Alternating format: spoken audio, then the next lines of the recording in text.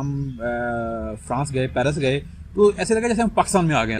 यहाँ से कौन सी चीज़ें हैं जो साथ लेके जानी ज़रूरी है? हम उस पर बात करना चाहेंगे कि वीज़ा रिक्वायरमेंट वगैरह के ऊपर जाने उस के पे भी लिए। बिल्कुल, अभी इस पे भी, हाँ, कि हमने इसी में अगर कर जाना लेते है हैं तो जी। 8 बजे का मतलब है 8 इस तरह भी बजते हैं कि अभी 9:30 बजे सूर्य ग्रूब हो रहा होगा। ट्रेंड है कि उनकी जो स्टेयर्स है ना वो लकड़ी की हैं, ठीक है। वो जो आप ऊपर जा रहे हैं ना वो लकड़ी की हैं। अब उसके ऊपर पोंख के आवाज़ आती है।